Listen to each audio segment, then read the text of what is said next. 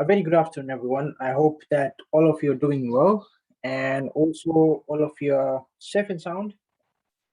Now, today is the 13th of August, and what we will be doing in today's class is basically very much similar to what we do in our previous tutorial classes. We will be going over our tutorial questions, but specifically, we'll be going over the case studies. So we have one specific case study 2 that we'll be discussing in the class. Case study 1 has already been discussed in last week's class. And also the tutorial questions number 4 to 7, you have already attempted or you should have attempted in the tutorial forum. Now, those of you who had attempted the tutorial somewhere close to before 12 p.m. today, okay, by midday, I have basically provided you with the sample answers. I know there are few of you who have attempted after 12 p.m. today. So based on that, I will be providing with the answers most likely over the weekend. All right. So before we continue with the tutorials, once again, welcome everyone who has joined in. Thank you so much for taking out your time and joining us for the tutorial class. Now, before we would move on, is there any questions in regards to CN 708? Should you have any queries? Any questions in regards to your first assessment, which is critical writing? We can take about 5 to 10 minutes to talk about it, and after that we'll go over the case study, which will take us close to about 45 minutes to 1 hour 15 minutes to actually attempt and discuss the questions. Now, we'll use about 5 to 10 minutes for consultation time. So if you have any questions or queries, the floor is open. Feel free to shoot your questions out.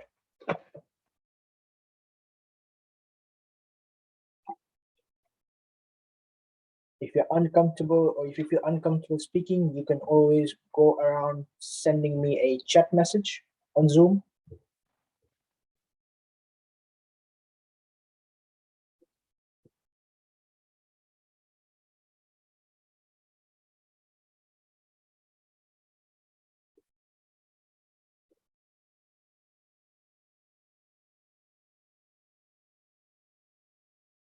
Okay, so I'm guessing there's no questions. Okay, if no questions, then without waiting any further, let's continue with our case study discussion. So first of all, I will read out the case study, and where relative to, I would actually give out some additional explanation or probably additional information about it, and then we'll go and answer the questions. I'm guessing there's close to about 6 questions that needs answering.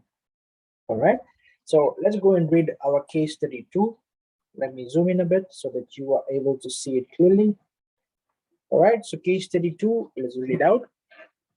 Have you ever seen the movie The Terminator, in which machines take over the world? Do you think that scenario could ever come true? Now, I am not so sure if you have actually seen the movie Terminator. Movie Terminator is, well, what it is referring to in this particular case study is whereby robots, they try to take over the world. Okay, so the screenplay or the ploy of that particular movie is basically based on that scenario. So this is what it's referring to. So have you seen the movie Terminator, in which machines take over the world? Okay, do you think that scenario could ever come true? No. That's an interesting question.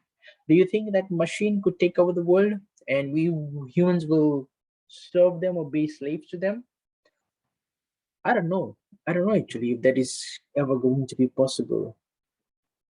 Well, well, Fiji may be one of the last countries whereby we'll have technology to that extent, because Fiji is a third world country, and with third world countries we seldom have machines, we seldom have computerized systems, which generally make our work easier in terms of business wise and also in education sector as well. So I think the countries which might be affected first would be countries like China, Japan. Japan is very advanced in technology. Countries like US, okay, or probably countries like India even. India is also very advanced in technology.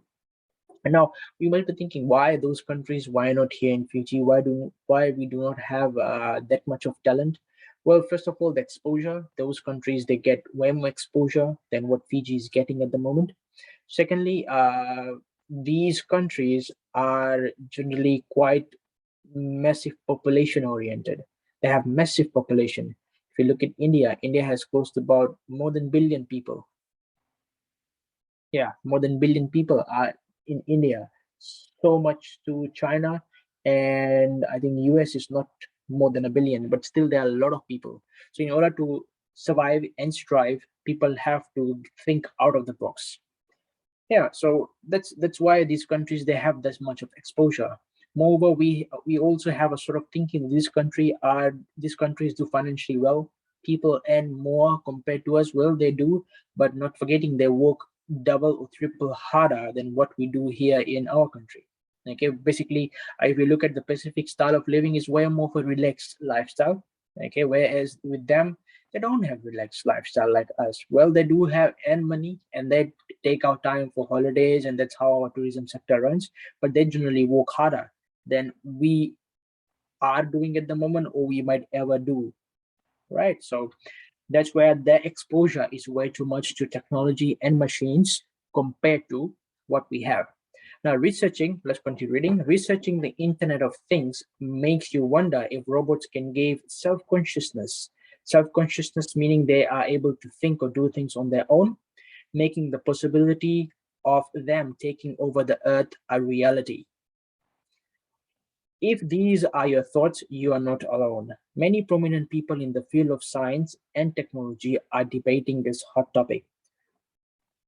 This topic is of much of a debate, especially in the field of artificial intelligence, in the field of machine learning, and in the field of massive computer science. Now, what happens is generally these people, they argue in terms of the machines which might be introduced in the world in years to come, and they would have the capability to do things, and they would have the capability to perform things on their own. Now, some things have already evolved over time. For example, driverless cars. There are driverless cars in the world. Okay, just early this year, US, they released one of the many types of prototypes here in their own country, and then the cars, they are able to drive themselves. Even if the driver is seated, the driver can relax, and the car would take over the wheels. Okay, so those are driverless cars. So things are coming up slowly over time. Now, primitive forms of artificial intelligence we already have. When we talk about the word primitive, the word primitive means something old, okay, something that is already existing, or something that is about to become obsolete. Obsolete means about to wear out, become extinct. Okay, the primitive forms of artificial intelligence we already have proved very useful. Now, this sentence over here could mean a lot of things. First of all, it says the old form of artificial intelligence that we have would be it has proven to be very useful. Some have proven to be useful, yet they are left redundant. Some are useful, but they're very costly. Some are useful, but they may be very cheap. So let's go and have a look at that. And also some are, in fact, there are some artificial intelligence based technologies that we're using on regular basis. We're using it for free, and we don't even know that we're using them. Okay, so some of these primitive artificial intelligent machinery or technology that we are using is, and let's say we're using it for free, is, let's say, search engines. Now, search engine, an example of a search engine would be doing a Google search. So Google becomes a search engine. So when you do search on the web, now all those searches that you do, they are performed by something called as bots. Now Google labels them as spider bots. So what this spider bot does, the concept came up from the word web. So since we are searching the web, the internet, so spider bots, that's the common name they came up with. So what they do is they go around looking the keyword that you type. Based on the keyword, they will go around looking up the entire web and pull out relevant search results to you. So we are using search algorithms, or in other words, we're using spider bots or just bots on the web. So that's also a primitive form of artificial intelligence technology that we're using. Moreover, we have computer systems now which are able to entertain natural languages. When we say natural languages, is basically what it means is machines are able to read and understand the plain human language these days. Previously, they weren't able to do so. Now, How can we put that into application? See, when you are communicating with machines, let's say if you have a voice recognition system, if you speak something out, your phones and your computers, they're able to detect your voice and interpret what you are actually saying, and they're able to perform those activities. So those are natural languages. Now, how does they do it, or how do computers do that? Now, generally, there is two other third-party softwares associated with it. We have a compiler, and then we have a interpreter. What a compiler does, it compiles the natural language and tries to convert it into machine language. Machine language is generally in terms of binary languages, that is use of zeros and ones. So that's what a compiler does. Interpreter, it does the other way around. What the interpreter does, it takes in the machine language and converts it back into natural language or human language. So that is another artificial intelligence based technology that we're using. Now, there are more common technologies that we are using on regular basis that uses artificial intelligence. For example, if you are owning a car, and if you drive a car, your car also uses artificial intelligence. Just think about it. How does your car know that you're running short of fuel? How does it know that it's giving you the light indicator? Now, how does your car is able to tell you, detect and tell you that you have low oil in your in your car system? How does your car automatically applies the ABS, anti-braking system lock, when your car goes into a sudden accident or a sudden stop? So these all are examples of where artificial intelligence are generally used. Now, even if you look more simple than that, look at your washing machines, the automatic washing machines. Okay, so based on timer, it is able to wash your clothes, and then it automatically dries it out, and it ensures that it is dried to a certain extent. So these are all examples of artificial intelligence that we use on common basis, and these are primitive forms. That means these are old technology. So what it is meaning in this particular case study so far is the technology that is yet to come. Let's read on. But I think the development of full artificial intelligence could spell the end of human race. The late British scientist Stephen Hawking told the BBC. Okay, Stephen Hawking is he was one of the leading scientists in the world in terms of AI, artificial intelligence. Unfortunately, he has passed away a few years back. So what his debate was that machines would take over the race, they take over the world, and they could spell out or end the human race. Too much movies that fella.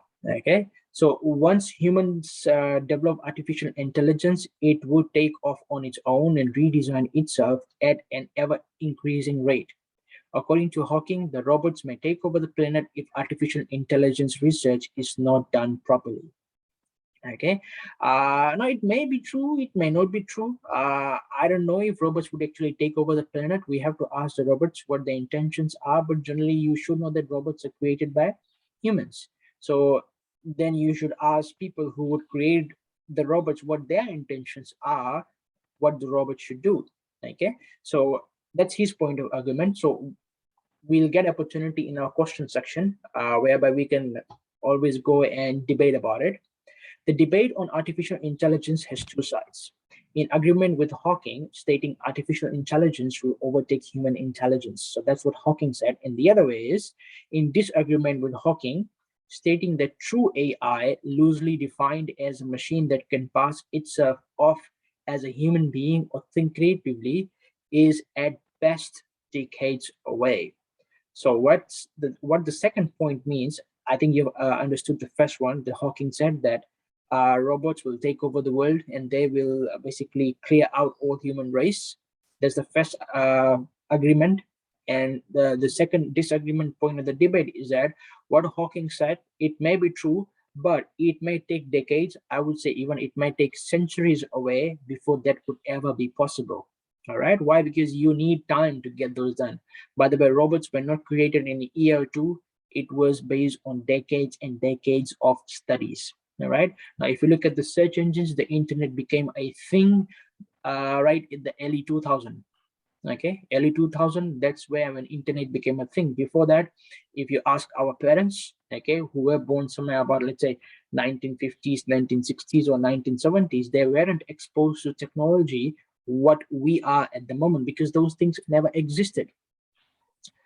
Let's read on. Okay, the one truth about AI is that occurring today is that robots are taking over jobs in workplaces. Now, that is definitely true. They are taking over jobs at workplaces.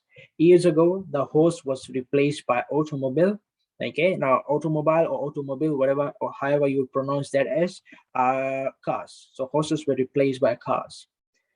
And in today's workplace, human labor is being replaced by robots. So you have robots which basically are replaced by, which basically replaces human beings. Oxford University researchers have estimated that 47% of US jobs could be automated within the next 2 decades. But which ones will robots take first?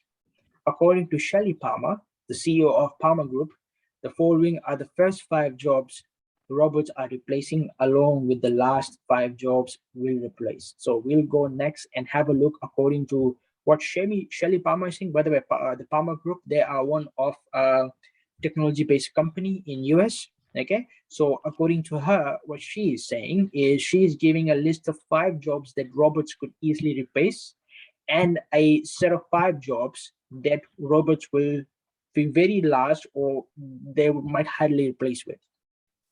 So we look at first 5 jobs, okay, that robots would replace. Okay, so these ones are the last jobs. Let's look at first 5 they will replace. Look at this one, figure 2.4.7 first, and then we'll jump to 2.4.8. So first one is middle management.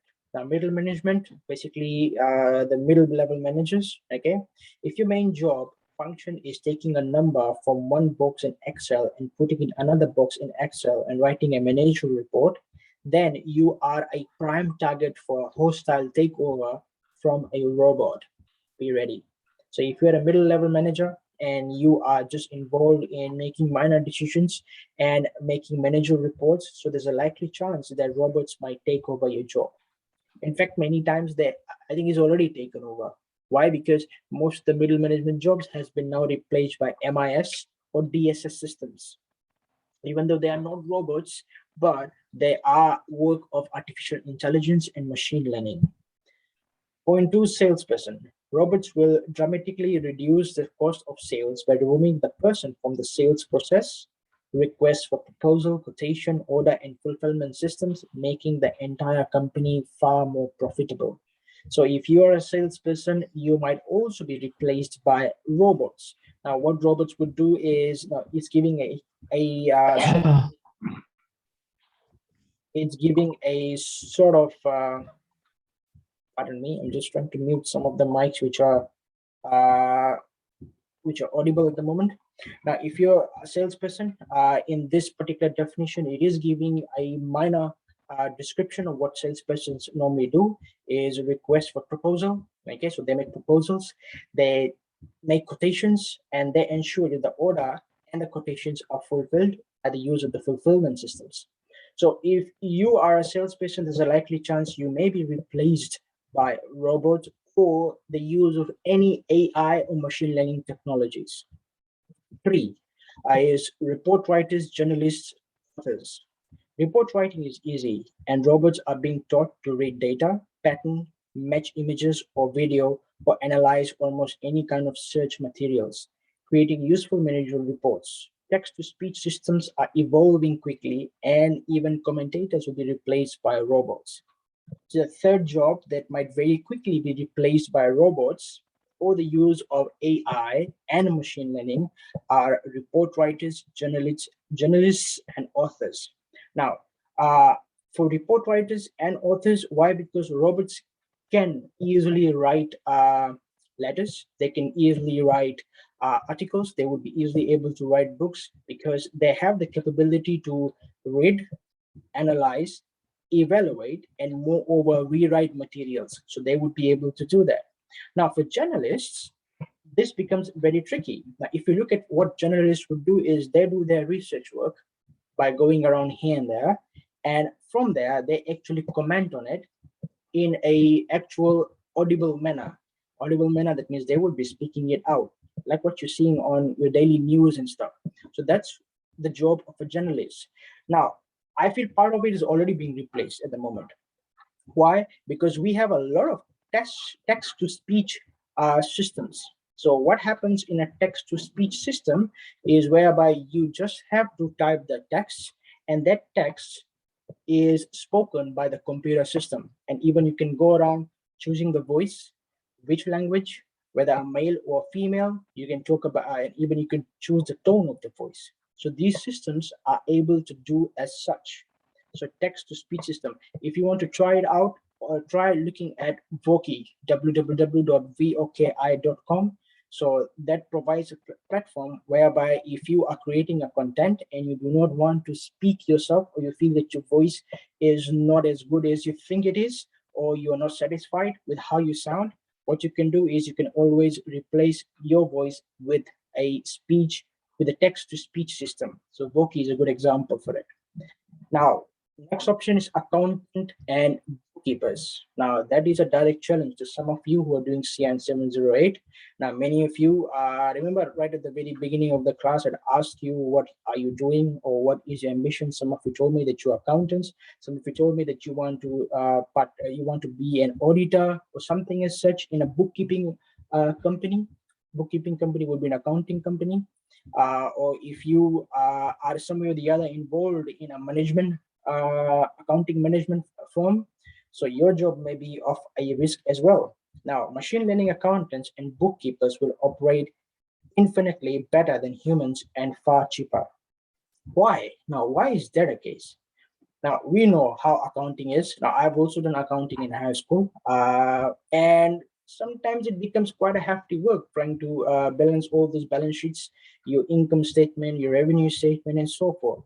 Now, with machine learning accountants or with robots, what will happen is basically there will be very little room for error, and also you'll realize that the productivity level plus the downtime would be way more faster compared to what a human might do.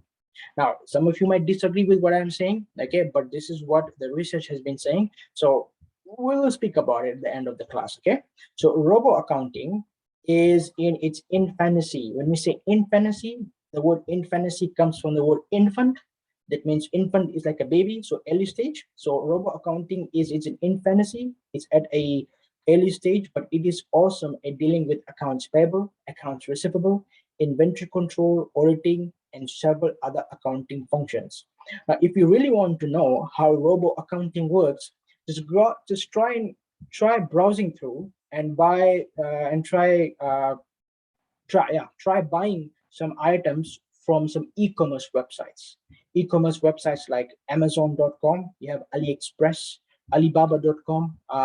What else? What are there? You have eBay.com and Vodafone's own local features own VT card. Okay, so try just even don't actually buy it. Just try going it till the stage till it asks you to process a payment. So that entire system is managed by a robo accounting system.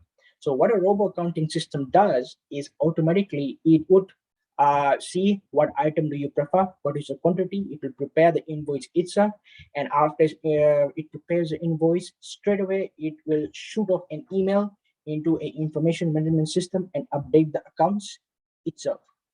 So if you are supposed to have people on board with that system, so you'll notice is that you'll have someone manually doing all those calculations, someone manually feeding you off with the invoice, and someone would actually go and enter all those entries into a computerized system. Now that's a lot of work. Now with robo accounting system, it's just a click away. So that's faster. Now, finally, we have doctors. Now, robots make amazing doctors, diagnosticians, and surgeons. Do we have robo-based surgeons? Yes, we do. We have it. I am not exactly sure of the name of the hospital in the US, and also there are some in India as well. Okay, I came to know about it just recently. With us staffs at FNU, we have our health insurance policies. So just in case if we get terribly sick, and if we have to go for treatment overseas, so there is one of the options in a hospital whereby you could be treated with the use of robo doctors. Okay, so the hospital has those facilities. So it is already out there in the market. Now with US, they have something what we call it as, based on last week's case study, IBM's Watson. Okay, so IBM's Watson is teaming up with a dozen of US hospitals to offer advice on the best treatments for a range of cancers and to help spot early stage skin cancers. And ultra precise robosurgeons are currently used for everything from knee replacement surgery to vision correction. Now, you can always go on YouTube and look at some videos on robosurgeons. All needed is you are the patient, you will be in the bed, okay, and then things will be programmed in your computer, and those robosurgeons will operate on you. The thing is, compared to a human, and if we try to and compared to a human, robosurgeons make very little mistakes.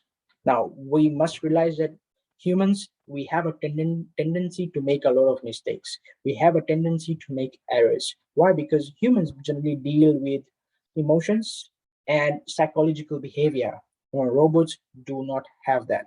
Okay, so there's no disturbances, there's no neurological factors. That means no more endorphins fluctuation in the brain and so forth.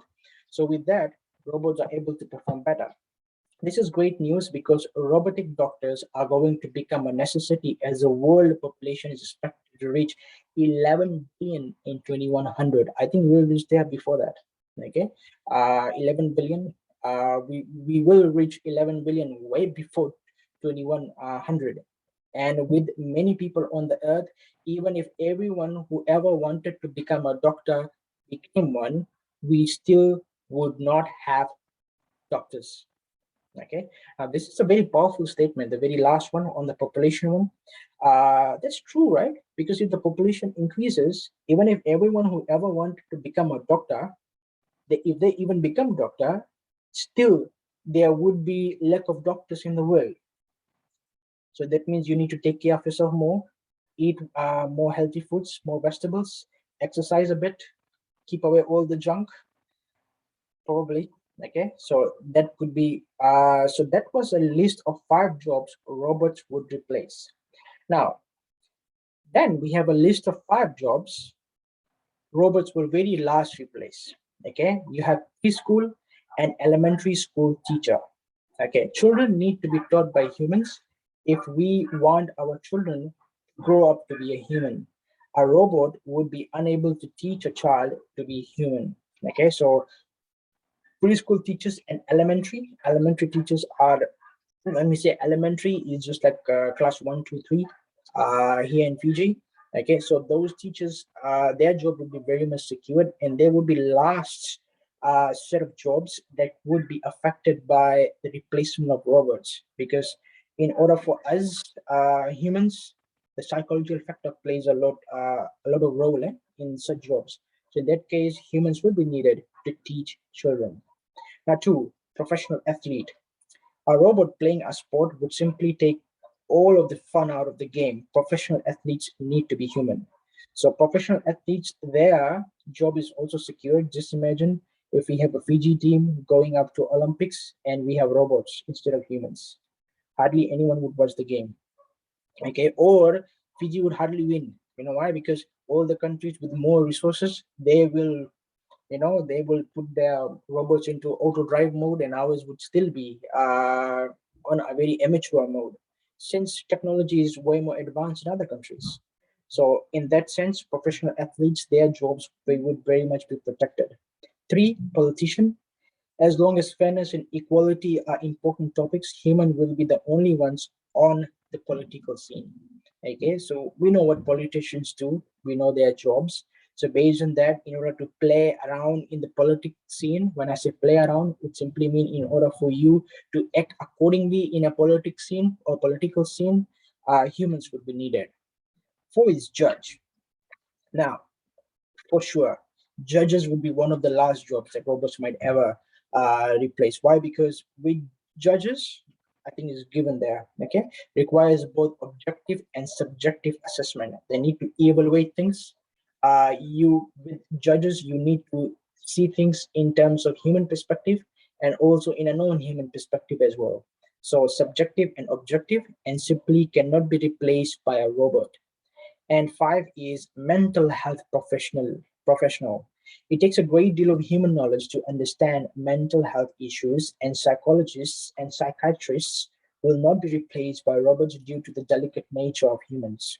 So in order to basically treat someone with mental illness, you need someone who can evaluate your behavior, evaluate your sense of thinking, evaluate your psychological factors. Now, those are some of the things that robots would not understand. Why? Because robots do not understand emotions. They are machines.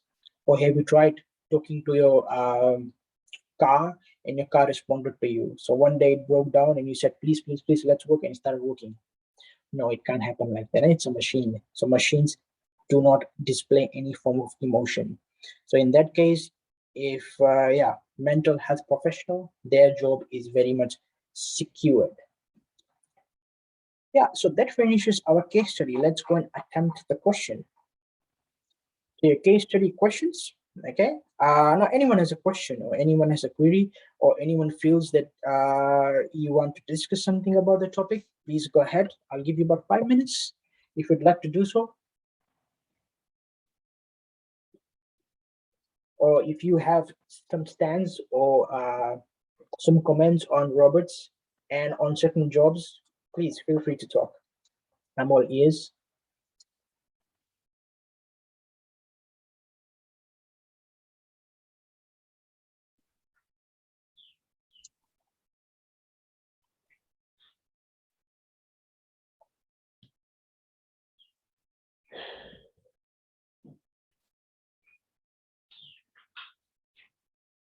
Yeah, is there someone who's trying to speak? No? Okay. If not, let's go and discuss the questions. So question number 1, define the 3 primary types of decision-making systems and how robots in the workplace could affect each. Okay, so first of all, we'll have to define the 3 primary types of decision-making systems. Now that's pretty simple. We've been talking about this since last week. Last week we also had a question very similar to case study 1 here. Okay, so a very similar type of question. Also, we went around discussing this in our last week's lecture and also this week's lecture as well. There are 3 primary types of decision-making systems. So what are they?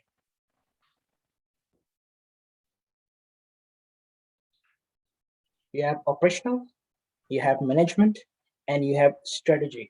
And what types of decisions do they normally make? Okay, so with operational, you have structured. Why structured? Because they perform day-to-day regular tasks. So therefore, it's very much documented. So that will be structured. With managerial, okay, so what happens with managerial? It's unstructured, okay, because they have to make decisions based on what is already documented and what is not documented. So mix around of both. And then you have strategic, whereby decisions are made by high-level managers, and the types of decisions they make is unstructured. Why it is generally labeled as unstructured is because those types of decisions are like never made decisions. Okay, so they have to go and make decisions based on forecasting. Okay, they would like to forecast something or strategic goals or something that is more related to the future. So I have to write those down in very, very simple terms. Okay, so I'll call out the answer. I'll dictate and probably you can write it down. So your answer for the very first part, define the 3 primary types of decision-making systems. So let's work with the first one is operational level dash. Please write down operational level dash.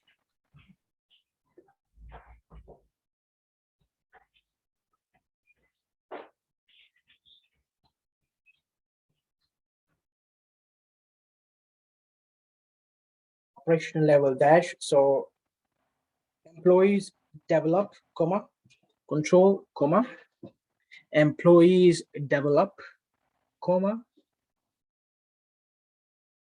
control, comma,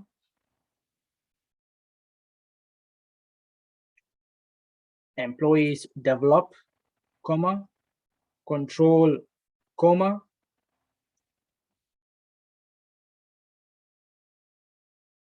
and maintain core business activities and maintain core business activities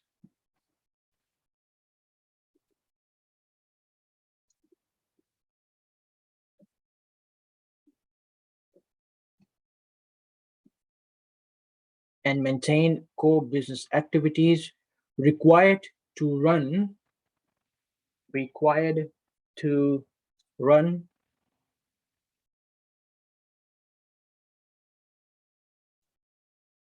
the day-to-day operations required to run the day-to-day operations, full stop.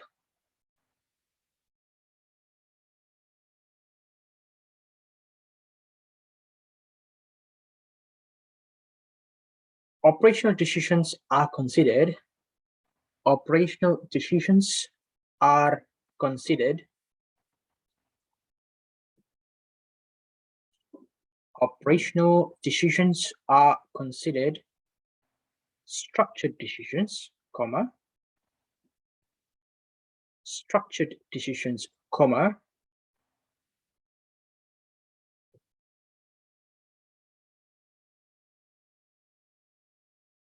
operational decisions are considered structured decisions, comma, which arise in situations where which arise in situations where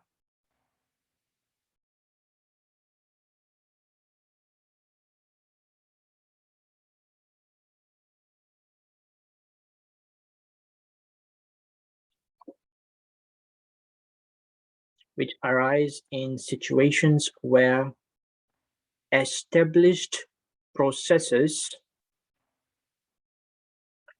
established processes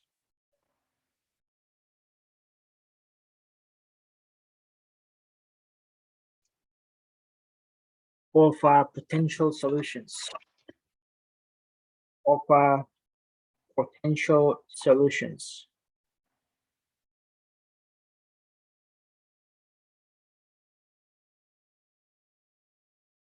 Full stop.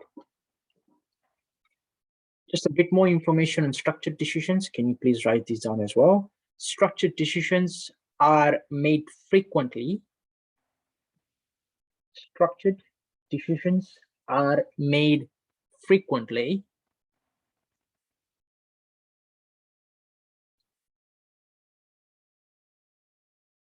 and are almost structured decisions are made frequently and are almost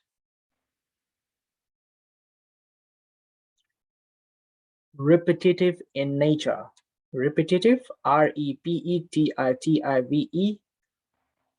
and are almost repetitive in nature.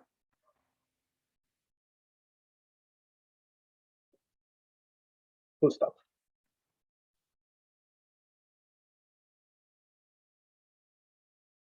Now, to answer the second part of the question, that is how robots in workplace could affect each. So this is what you write down.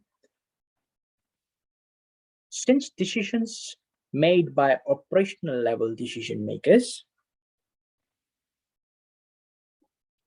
since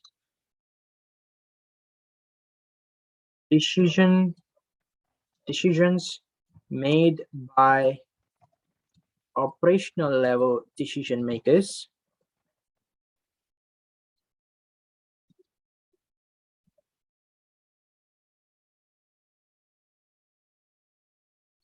are structured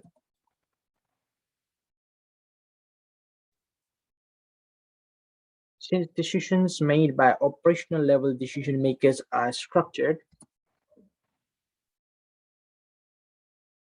it becomes even more easy. It becomes even more easy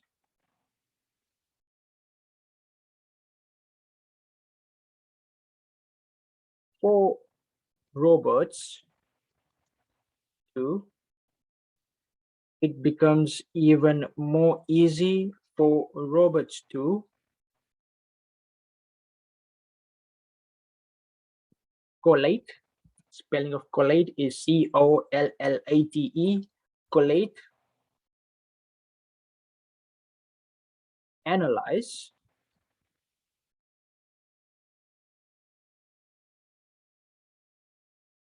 and make effective decisions.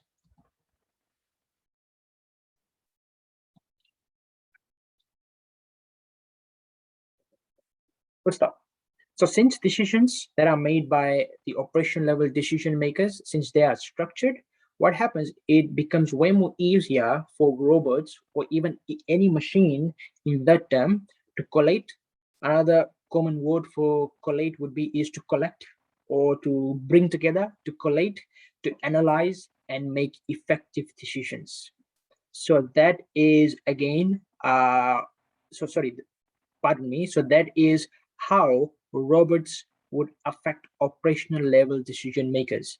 In fact, that is the common way how robots would affect all three types of decision making systems. The same way it would affect the manager level, and the same way it would affect the strategic level. Why? Because if you look at all these three types of decision making systems, what they rely on is they rely on data, they rely on information. Okay, for example, if you look at decision operational level decision making, they rely on transaction processing systems for information. That means they need day-to-day reports. If you look at managerial level decision making, they require decision support systems, which basically analyzes the data from TPS and brings it out in a much more summarized way for effective decision making. And if you look at strategic level of decision making, they use TRS, which is a specific or specialized TSS, which again summarizes the TPS, the DSS, and brings out information to the strategic level decision makers in forms of dashboards. Okay, so again, the robots in all these scenarios would collect the data, would analyze them, and make effective decisions, because machines, they most likely work on past data compared to forecasted data. What I simply mean is that whatever events have taken place, if that is recorded, it becomes easy for machines to bring out a knowledge out of it. But if you do not have any information and you ask a machine to bring out any information of it, it becomes very, very difficult. For example, if you're using Microsoft Excel, only and until you provide the figures, then you are able to get the answers. If you're not able to provide the figures, you don't get the answers. No input is equivalent to no output. So basic concept. Now let's go and explain our second type of decision-making system. The second type is managerial level, and give a dash. Managerial level and give a dash.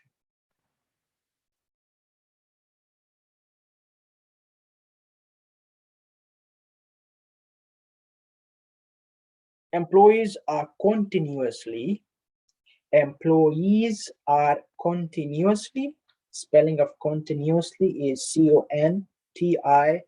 CONTINUOUSLY, continuously. Employees are continuously evaluating company operations,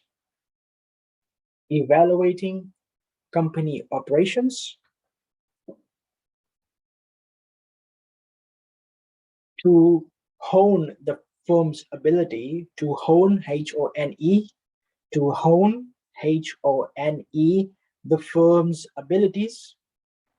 Hone means to improve, okay? To hone the firm's abilities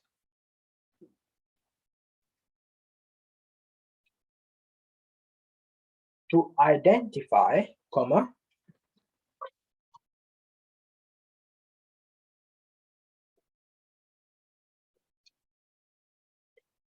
adapt to, comma,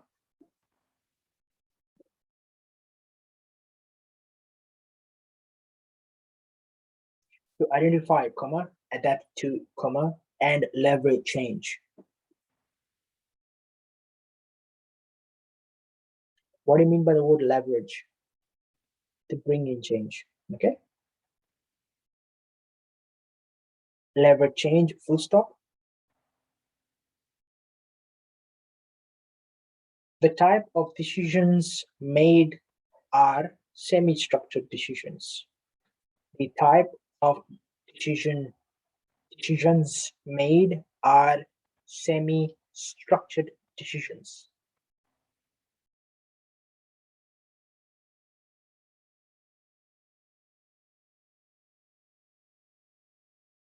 Full stop.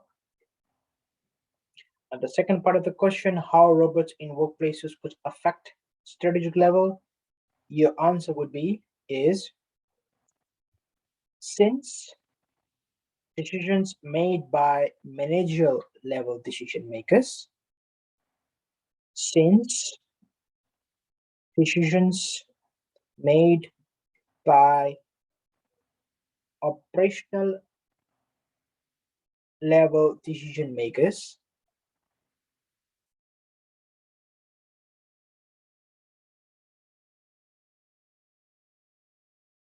since decisions made by managerial level decision makers are semi-structured,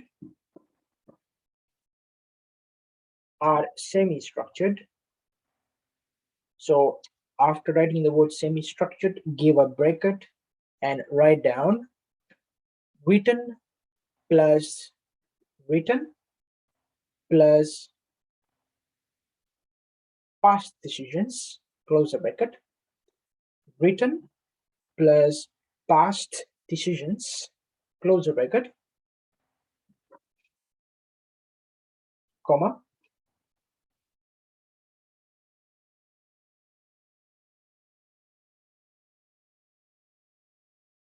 it allows robots to, it allows robots to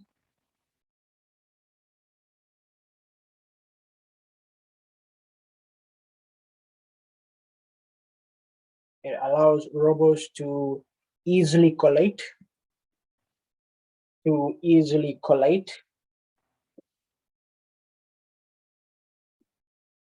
analyze,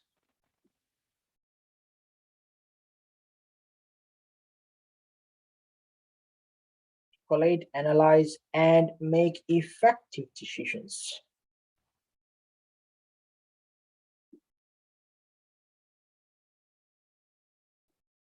And make effective decisions. Full stop. Let's discuss the last parameter of decision-making system. So that's strategic level dash.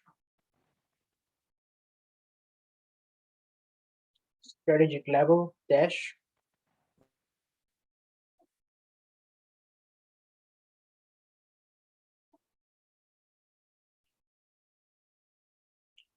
Develop overall business strategies.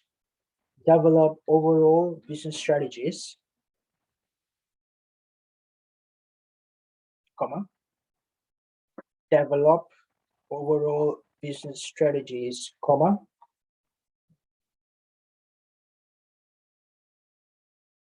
Goals, comma.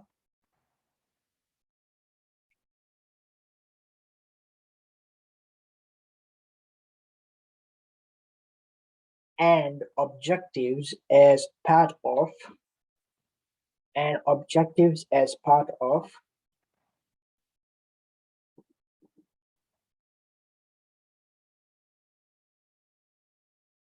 the company's strategic plan.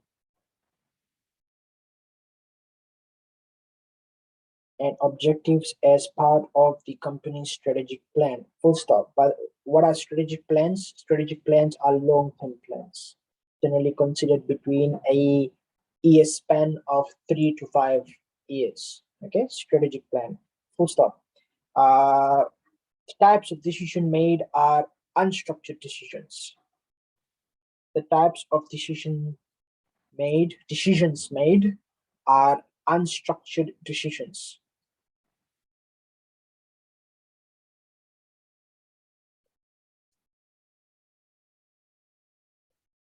Full stop.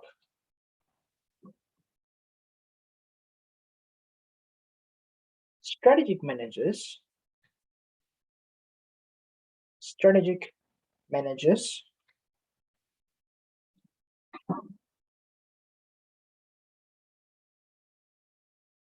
make decisions based on past data. Strategic managers make decisions based on past data.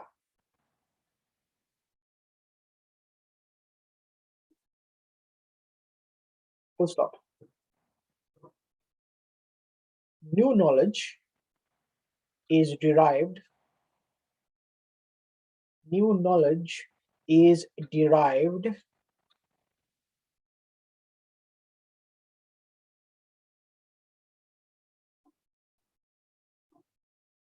by mining previous events. New knowledge is derived by mining, M-I-N-I-N-G, by mining previous events and information.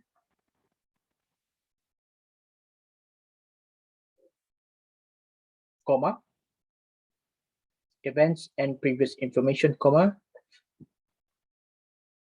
plus robots are able to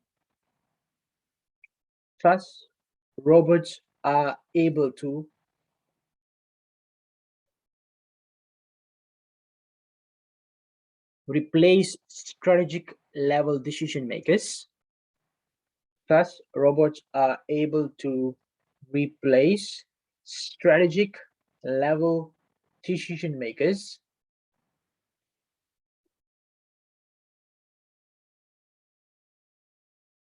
as they operate the same way. As they operate the same way. Full stop. What it simply means here is when you have strategic level decision makers, in other words, strategic managers, when they make decisions, they rely on past data. They rely on events that has taken place previously. And upon mining, when we say mining, is you dig out all the information and then try to come up with something new. So when you mine something, your output is going to be knowledge. So when they mine all this information and past events, they're able to derive a new knowledge. And this is how machine learning and robots generally function. They rely on past data. So based on that, they are able to make decisions. So that's the answer for question number 1. Okay, now it's pretty interesting how these things all correlate to one another in terms of, see, when you're talking about decision-making systems is also part of AI. How? Your transaction processing system, your decision support system, your ERS. Now, if you would refer to your lecture 2 notes, especially the ones that we have discussed this week, you will then come to realize how artificial intelligence and machine learning, they are all one way or the other interoperated in these decision-making systems. So it's very interesting to know all those things. Question number 2. Describe the difference between transactional and analytical information and determine how robots could affect each for a grocery store such as a Safeway. Now, we'll ignore grocery stores such as Safeway because we don't have a grocery store here named as Safeway. But what we will do is we're going to differentiate transaction and analytical information and determine how robots could affect each. Now, how they would affect is very much the same way that we have discussed. They will collect data, they will analyze, they will mine data, they will derive a new knowledge and make decisions. Okay, but we'll go and discuss those anyway and write them down.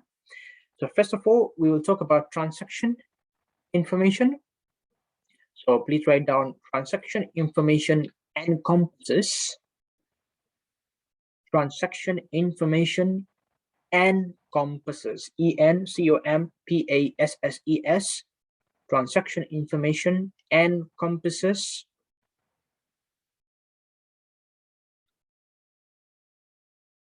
all the information contained, encompasses all the information contained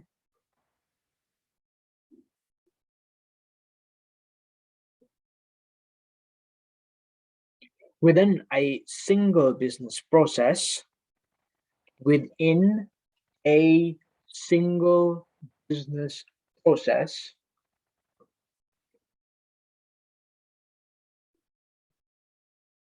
within a single business process or unit of work, comma, or unit of work, comma,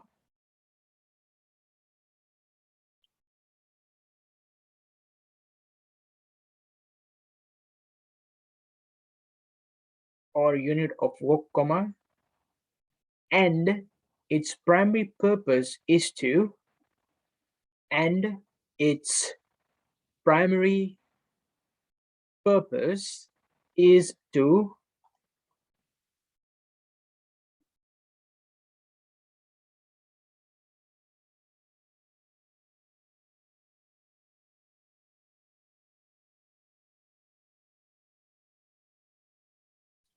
support the performing of daily. Primary purpose is to support the performing of daily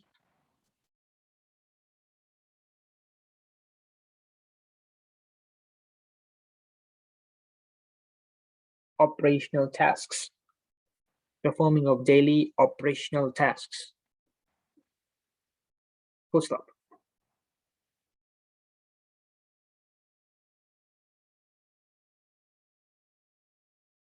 So that was on transaction information. Let's talk about analytical information.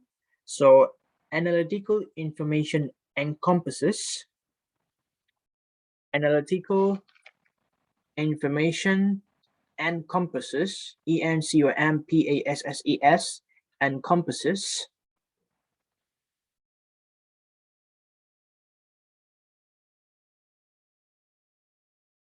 all organizational information. Analytical information encompasses all organizational information, comma,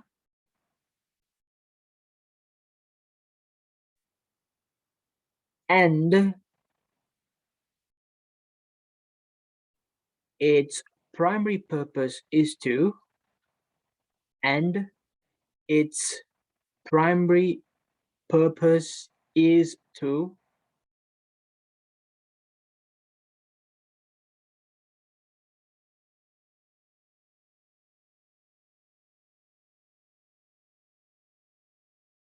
support the performing of, and its primary purpose is to support the performing of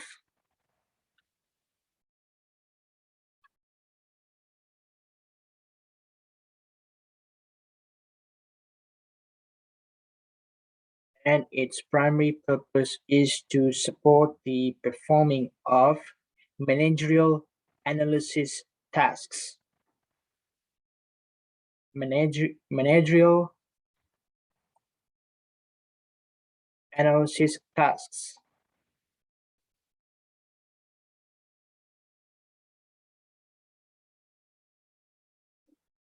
Full stop.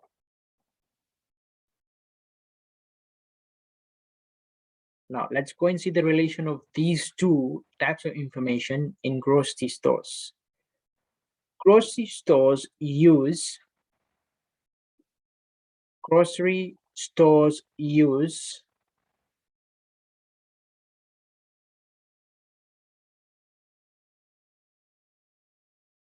transactional information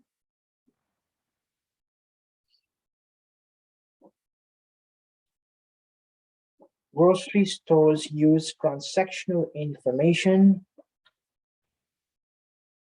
to make analytical decisions.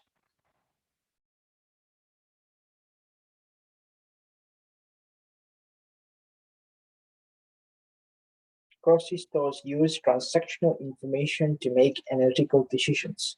Full stop. In other words,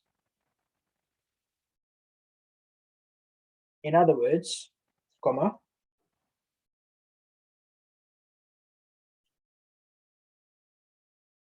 data from TPS, in other words, data from TPS, capital T, capital P, capital S, short form for transaction processing system. In other words, data from TPS is used in MIS or DSS, is used in MIS or DSS,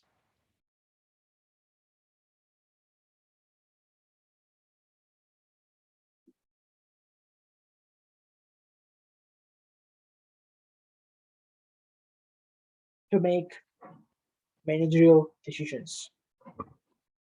To make managerial decisions. Full stop.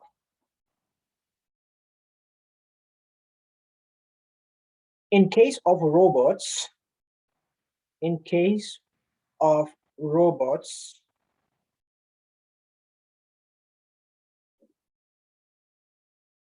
in case of robots, comma,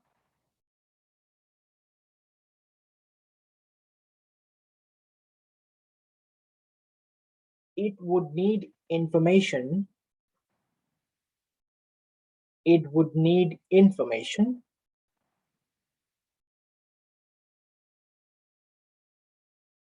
in brackets, write down both transactional and analytical information. In brackets, write down both transactional and analytical information, close the bracket.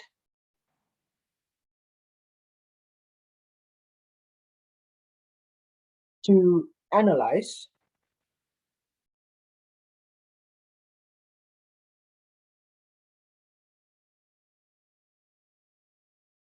comma, evaluate, EVALUATE, to evaluate, analyze, comma, evaluate,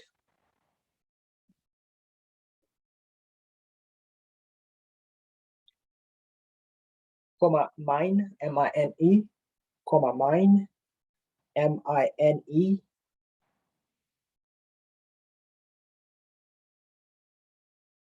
and derive knowledge, and derive, D-E-R-I-V-E, and derive knowledge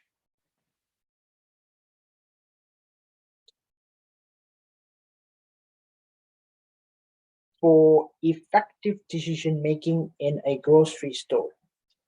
For effective decision making in a grocery store.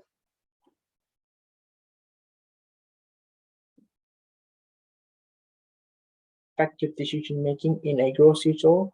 For example,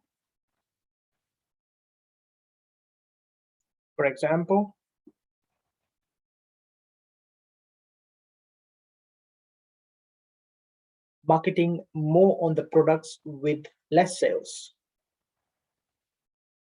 For example, marketing more of the products with less sales.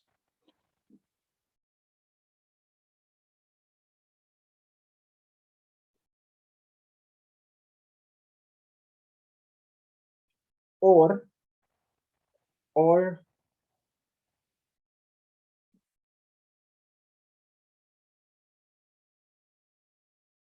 to decide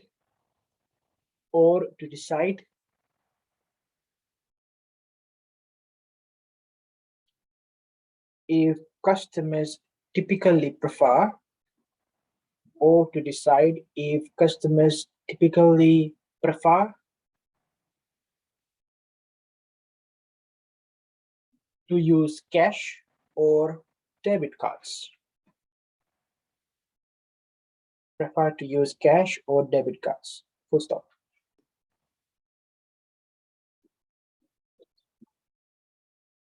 So in a nutshell, what we are saying is that when you look at transactional information, you're talking about all the single business processes or unit of work that is done on daily basis.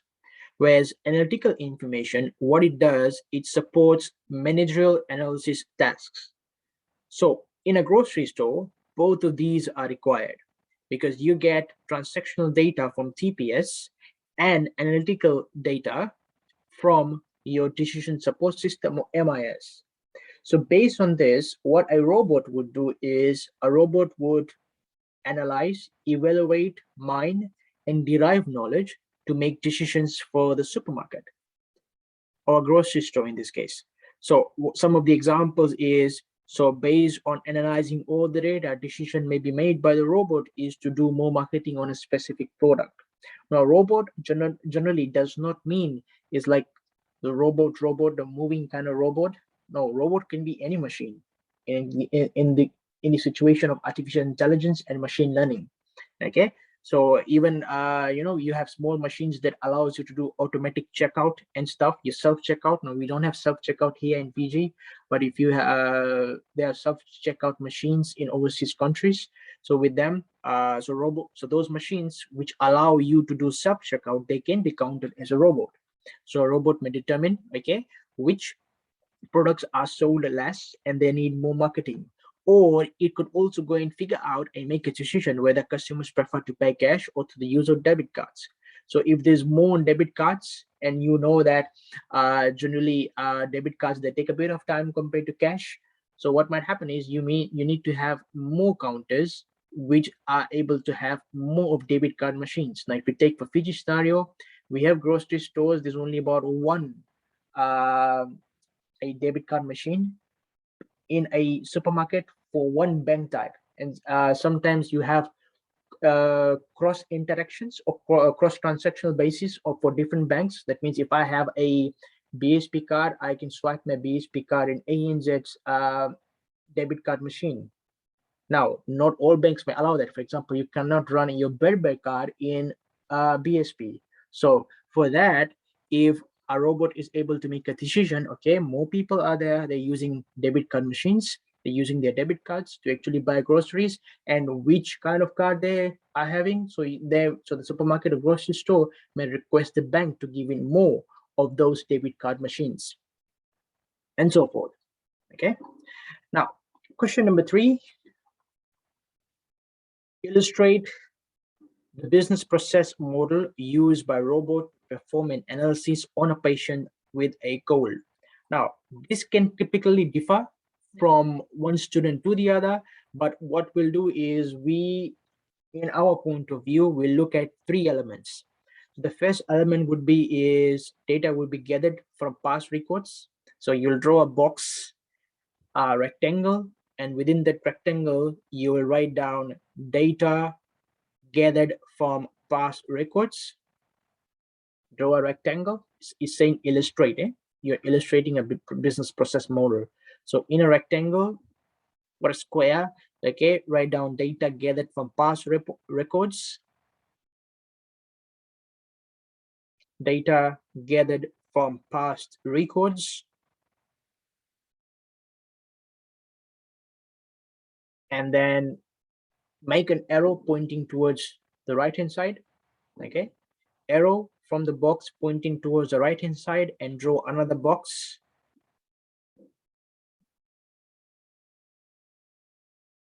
And inside the box, write down understand patient data.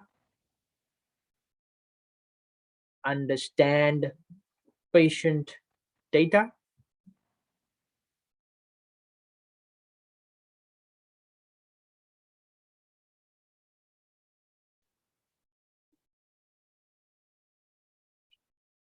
Understand patient data. And again, you'll draw an arrow pointing towards the right, and then make a box. Probably this time you might need a bigger box, or probably you can write down what I will say and then make a box out of it. So after you've written understand patient data, and then you'll make an arrow, and then you'll write down this in a box is analyze all data files with similar symptoms. Analyze all data files with similar systems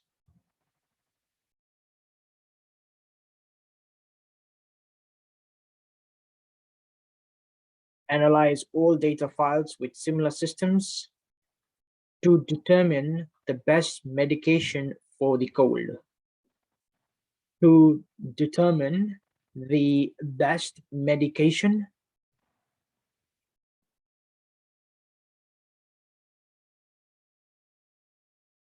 for the cold.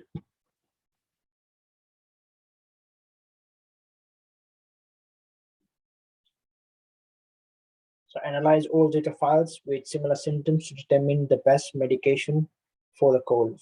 And that's it. That's the simplest business process model that a robot will perform. So what's actually happening is the robot will have in its database the previous records of people that came in with cold. So that record and with all the current patient's previous record, so that will be seen. Previous records are also important. When you go to a doctor normally sees your previous records as well. Okay, so past records of other patients and past records of this patient. So it's quickly analyzed, and then the robot and then the current symptoms of a patient. So that is again analyzed or compared with all the previous records of the same patient and the previous patients. So once this analyzed, then a best medication for the cold will be determined. Now, we currently have that in our system. In fact, we have that in Fiji as well. And in Fiji, we do not call it getting treated by a robot, but we normally call it as telemedicine. Heard of the term telemedicine? Whereby somebody is able to treat you medically, while he or she is not in front of you, away from you. Okay, so in general case, what happens is generally you may be speaking to a doctor. So while you're speaking to the doctor has the previous records in the computerized system, and he or she also has your previous records. So based on that, the symptoms that you are actually telling your doctor will cross compare and then provide you with a prescription. That's it. And that's how telemedicine actually works. Now, sometimes it may not work well. Why sometimes it does not work well is this. With telemedicine, you need internet connection. If internet connection is not so good, then it doesn't work. But we live in a world of technology. Internet is working fine most of the time here in Fiji. Okay. Another thing is this: the symptoms. Generally, when you get checked up by a doctor, the doctor is normally able to recognize 60 to 70% of the symptoms just by you being present in front of them. So by taking your temperature, your heartbeat rate, your blood pressure, your sugar. Okay. Sometimes you may go for blood tests or urine tests and so forth. But in case of telemedicine, you cannot do all those things. So generally, the doctor will rely on the symptoms that you are quoting to them. So if you are not so true about your symptoms, or if you are not so sure about the symptoms, and sometimes when you're sick, you lose your sense of feeling as to what or where the pain is actually is. Okay. So in that case, if you end up giving wrong symptoms, so you may end up having a wrong medication as well. All right. So you need to be pretty sure as to the symptoms that you're giving out. Now, question number 4. Question number 4 reads as explain business process reengineering and how robots might dramatically change the current sales process. Okay, so let's go answer that. So first of all, we'll explain what is business process reengineering. So please write down BPR is the analysis. BPR or business process reengineering is the analysis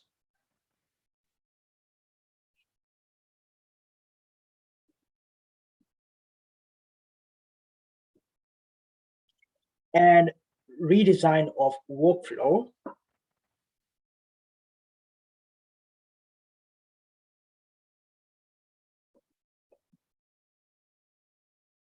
analysis and redesign of workflow within and between enterprises. Within and between enterprises.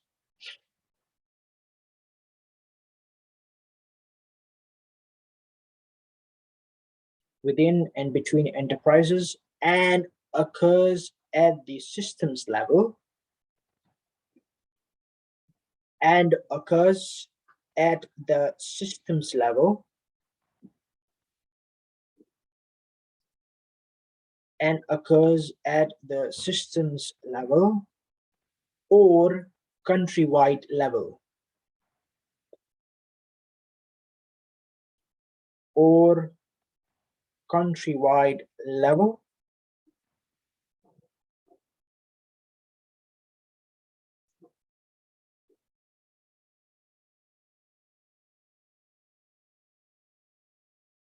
and the end-to-end view and the end first end and end the end to end and the end to end end to end view of a process.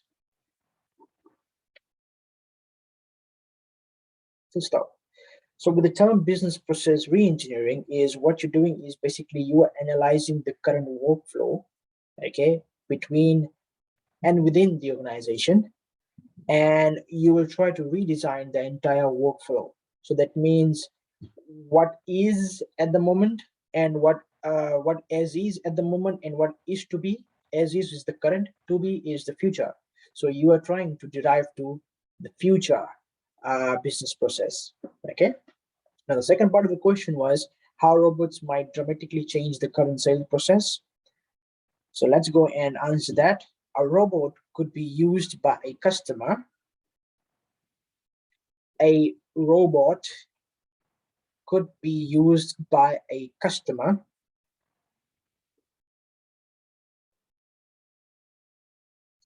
a robot could be used by a customer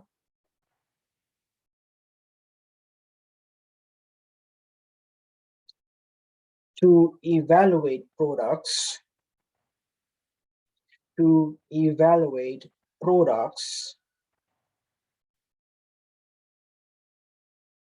in a store. A robot could be used by a customer to evaluate products in a store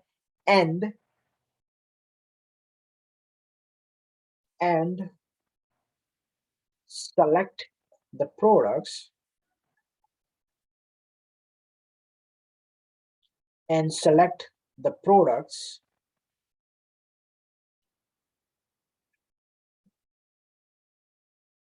they wish to purchase by scanning them and select the products they wish to purchase by scanning them. Full stop.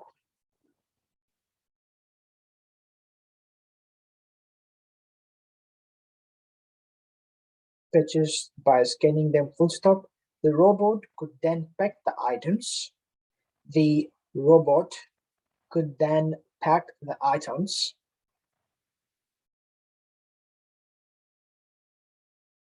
The robot could then pack the items in a box in a box in the warehouse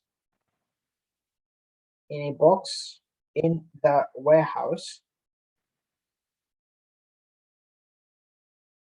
in the box in the warehouse and when the customer leaves the building and when the customer leaves the building, comma,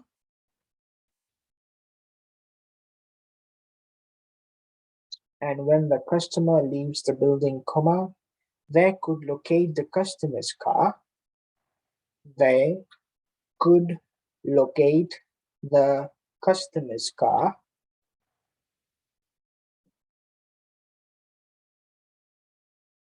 and carry the box to the car. And carry the box to the car.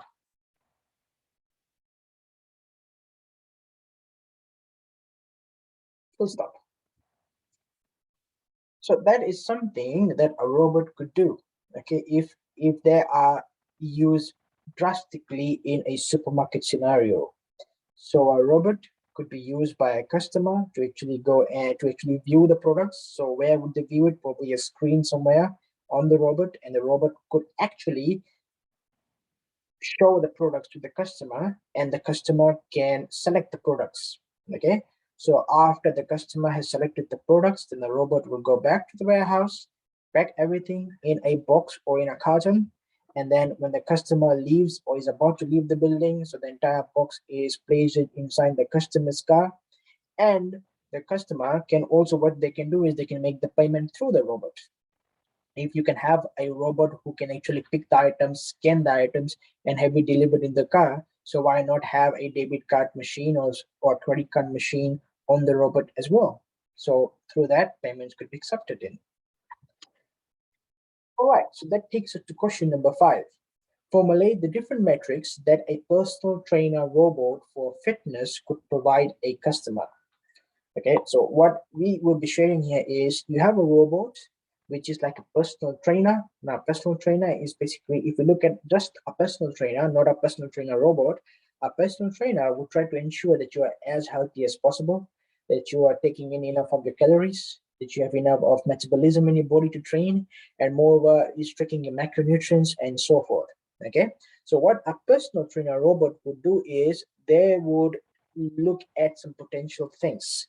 So please write these down. The potential matrix could include the potential metrics, MET, RICS. Please do not write down metrics since we're talking about robots. Robots, do not write down metrics, METRIX, but metrics, METRICS. Potential metrics include 1. Number of calories burned. 1.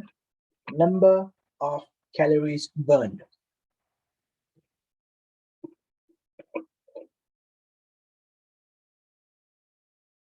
2. Number of steps taken. 2.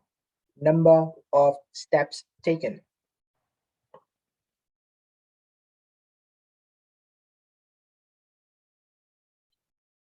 3. Heart rate monitoring. 3. Heart rate monitoring.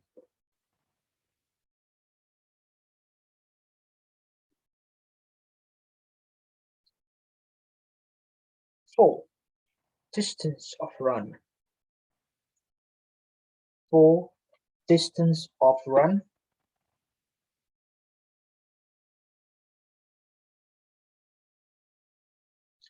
5. Distance of bike ride. Distance of bike, BIKE, bike ride.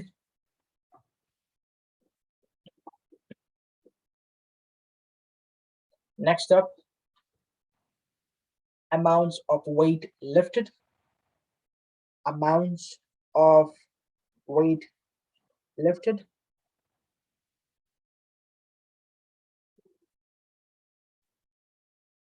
And finally, diet control.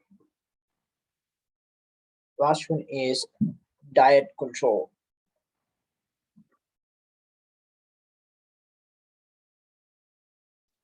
And the very last question, argue for or against the following statement: robots are better than humans in all business capacities.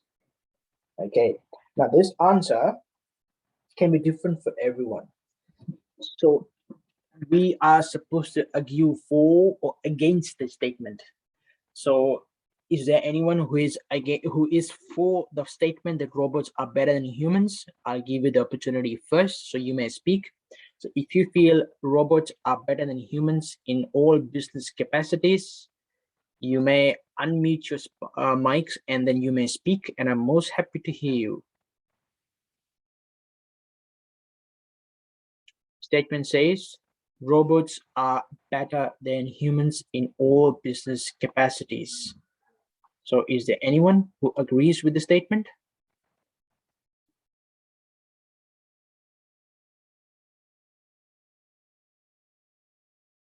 All right, no one agrees with it. Okay, so that means all of you are against the statement that robots are better than humans in all business capacities. Now, if you disagree with it, or if you're against this statement, why? Why do you say that robots are not better than humans in business capacities?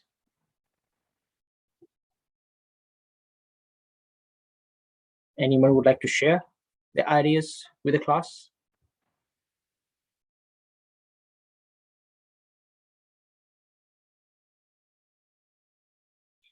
Okay, there's no one. Now, if we are supposed to say, or if I would agree for this statement saying robots are better than humans in all business capacities, so most likely I will look from a point of view whereby I will say, okay, they are in terms of productivity, they are more productive than us humans. Humans make robots. Okay, thank you, Ronil. Yes, humans make robots, so therefore you are against the statement. Okay, thank you. Uh, where was I? Okay, I was in terms of saying why robots may be better than humans in business capacities, in terms they are more productive. Humans, we get tired, right? We get tired. Moreover, we need rest. We need to take breaks. We need to take time to eat because that's how we generally function.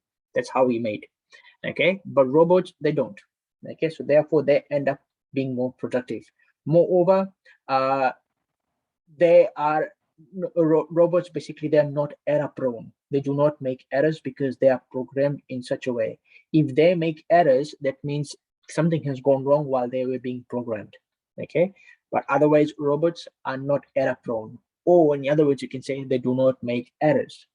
Moreover, their decision-making capacity in terms of previous data. So when you have previous data already provided to robots, so their decision-making capacity is way more higher and better in terms of even downtime. That means how fast they can make decisions is better than humans. And that is what businesses generally want. With businesses, is just about how you manipulate, or how do you manipulate information to make decisions, because based on the information only then a business moves forward. We all live in a world of uh, information age, so therefore everything is dependent on information. So with robots, they would deal better, faster, and proper than humans in terms of dealing with information. So those are some of the things that you could talk about. Now, if you're against the statement, I completely agree with what Ronil has said earlier, that humans, they make robots. Yep, we do. Okay, humans, basically they make robots. So how would that be related in terms of business capacities? Is in terms of is the future decision making. Now, robots do not have the capability or capacity to make decisions about forecasting things, about future things. Now, do remember this when you're talking about strategic level decision making. All right, so these executive managers, they would be making future decisions. Now they use machines in terms of ERS systems or DSS systems to actually make decisions, but they generally provide with the feedback, they provide with the summary of information in the form of a dashboard. But it's generally the humans that makes future decisions. Okay, so that is one thing that I could talk against the statement, in where I would say humans may be better than robots. Moreover, the level of understanding in terms of the psychological factors, emotion factors, and also the way businesses operate these days is not just about money, money, money. It's not just about information, information, information. It's more than that. Now, you look at the successful businesses all around, not only they generate revenue, not only they talk in terms of money terms, but they also work in terms of social work, social terms. So that's where psychology and emotions feed in. So that is something that robots might not be able to do so. All right. If you look at the example that we had looked at in last week's case study about Watson, so Watson is also a kind of a robotic or a AI machine. So what it does is basically it repeats what humans would say and will try to perform that command. Now, even it is programmed to do a bit of thinking of its own, but it needs previous data. It needs track of what was told to it previously, and then it makes current and future decisions. So that's the point where I would say humans are better. Emotions, future, okay, psychological factors, they also become part of our day-to-day business activities. Now, with this, we conclude our week 3 tutorial. Now, week 3 tutorial basically is from tutorial 2.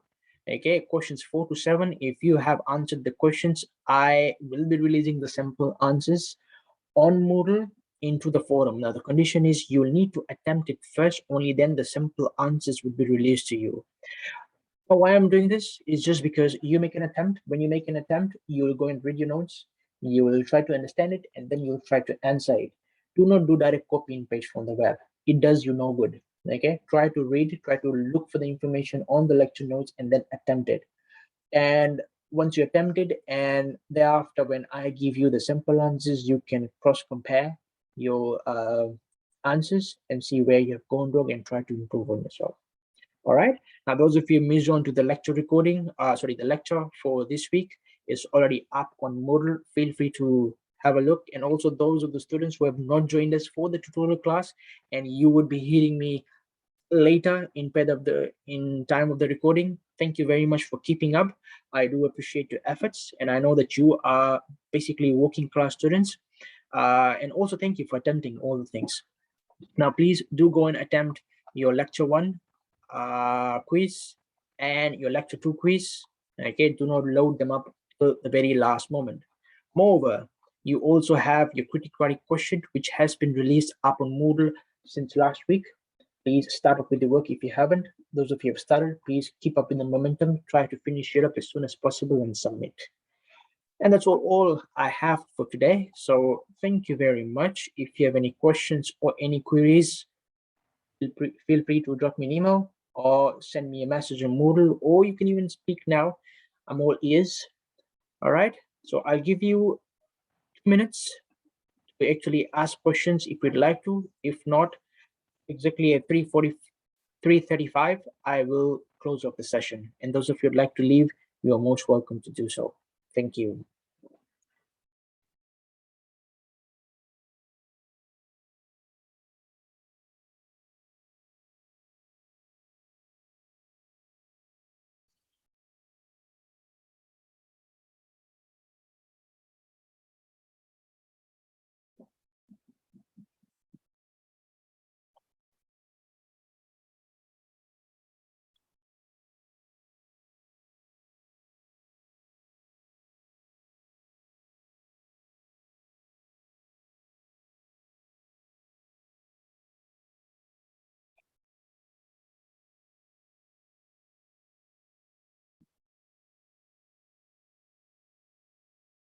All right, since there's no one, thank you very much. See you all next week. Thank you.